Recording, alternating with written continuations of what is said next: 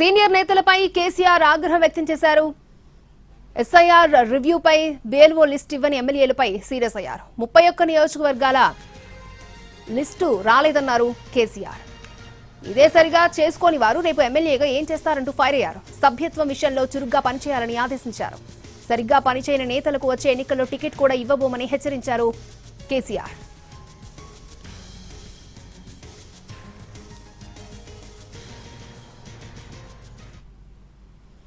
తెలంగాణ భవన్లో మాజీ మంత్రి కేటీఆర్ మాట్లాడుతున్నారు. ఇప్పుడు లైవ్ చూద్దాం.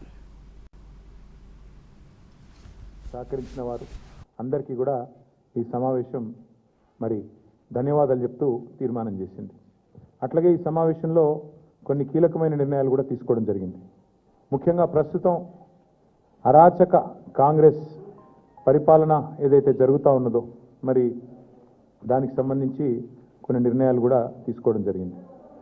కేసీఆర్ గారు చాలా సుదీర్ఘంగా పార్టీ ఏర్పాటుకు మరి దారి తీసిన పరిస్థితులు, ఆనాడు ఉమ్మడి ఆంధ్రప్రదేశ్లో తెలంగాణ ప్రాంతానికి జరిగిన అన్యాయం, ముఖ్యంగా ఇక్కడ వ్యవసాయదారులు, ఇక్కడి సాగునీటి స్థితిగతులు, ఇక్కడి విద్యుత్ కొరతతో అలమటించిన పరిస్థితులు ఇవన్నీ కూడా వివరిస్తూ అసలు ఏ నేపథ్యంలో రాష్ట్ర ఏర్పాటు కోసం నడుం బిగించాల్సి వచ్చిందో చాలా వివరంగా చెప్పారు. ఆ ప్రయాణంలో కలిసి వచ్చిన ప్రతి ఒక్కరిని కూడా స్మరించుకున్నారు. ఎంతో ధైర్యంతో చివరికి చావు నోట్లో తలబెట్టి మరి ఢిల్లీ మెడలు వంచి ఏ రకంగా తెలంగాణ సాధించామో కూడా వివరంగా మరి ఆ పరిణామ క్రమాన్ని కూడా చెప్పారు.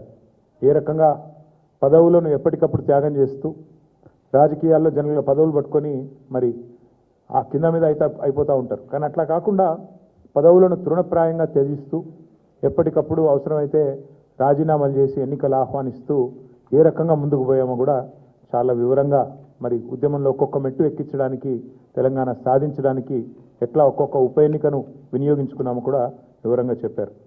దాంతోపాటు తెలంగాణ రాష్ట్ర ఏర్పాటు జరిగిన తర్వాత మరి గౌరవనీయులు కేసీఆర్ గారి నాయకత్వంలో ఏ రకమైన మరి పరిపాలన జరిగింది, ఏ రకంగా ఏ ఆలోచనతో ఎంత ప్యాషనేట్గా ఎంత ఉద్విగ్నతతో పనిచేసినామో అది కూడా చాలా వివరంగా చెప్పారు. దానిలో కూడా సహకరించిన రాష్ట్ర ప్రభుత్వ అధికారులకు కూడా వారు ధన్యవాదాలు చెప్పారు. మాతో పాటు రాష్ట్ర ప్రజలకు సంక్షేమ ఫలాలు, అభివృద్ధి ఫలాలు అందించడానికి కలిసి వచ్చిన ప్రతి ఒక్కరికి కూడా వారు ధన్యవాదాలు చెప్పారు. రైతు బంధు లాంటి ఒక అద్భుతమైన పథకాన్ని ప్రపంచంలో ఎక్కడా లేని విధంగా తీసుకొచ్చి రైతన్నలకు అందించిన ఘనత కేసీఆర్ గారిది. యునైటెడ్ నేషన్స్ కూడా ప్రశంసించిన రైతు బంధు లాంటి పథకం, దాన్ని ఎందుకు పెట్టాల్సి వచ్చింది, ఏ కారణం చేత రైతు బంధు పథకం తీసుకొచ్చాం, అవన్నీ కూడా వివరంగా చెప్పారు. అదే రైతు బంధుని వాళ్ళ కాంగ్రెస్ ఎట్లా నిర్వీర్యం చేస్తున్నది, ఏ రకంగా ఈరోజు ఒక్కొక్క ఎకరానికి ఒక్కొక్క దఫాగా పైసలు ఇస్తూ దానికి కూడా మరి ఎంత ప్రచారం చేసుకుంటున్నారు, ఎంత చండాలంగా ఈరోజు ప్రభుత్వం నడుస్తున్నది, ఇది కూడా వారు వివరంగా చెప్పారు. ఏ రకంగా మళ్ళీ తిరిగి రాష్ట్రంలో వ్యవసాయ రంగంలో సంక్షోభం ఉందో దాని మీద కూడా సమావేశం విస్తారంగా చర్చించింది. నిజానికి ఈరోజు తీసుకున్న అతి ముఖ్యమైన నిర్ణయం ధాన్యం కొనుగోళ్లలో రాష్ట్ర వ్యాప్తంగా ఏదైతే రాష్ట్ర ప్రభుత్వ నిర్లక్ష్యం వల్ల రైతులు తీవ్రంగా నష్టపోతూ ఉన్నారు, ఇవాళ దళారుల పాలైపోయింది ధాన్యం. రాష్ట్రంలో ఎక్కడా కూడా కొనుగోలు కేంద్రాలు నడవడం లేదు. సమావేశం ఏం తీర్మానం చేసింది అంటే బీఆర్ఎస్ ప్రభుత్వం ఉన్నప్పుడు ఏ రకంగానైతే ఎలాంటి ఆంక్షలు లేకుండా కొనుగోలు చేశామో, అది వరి అయితేనేమి, మొక్కజొన్న అయితేనేమి, సోయా అయితేనేమి, అదేవిధంగా జొన్నలు అయితేనేమి, ఇంకా ఏ పంట అయినా కూడా సంపూర్ణంగా ఎలాంటి ఆంక్షలు లేకుండా, సీలింగ్ లేకుండా ఏ రకంగానైతే కొనుగోలు చేశామో అదే రకంగా కొనుగోలు వెంటనే ప్రారంభించాలి, లేదా గ్రామాన బీఆర్ఎస్ పార్టీ ఉద్యమిస్తుంది రైతుల పక్షానని చెప్పి ఈ సమావేశం తీసుకున్న అతి ముఖ్యమైన తీర్మానం అది.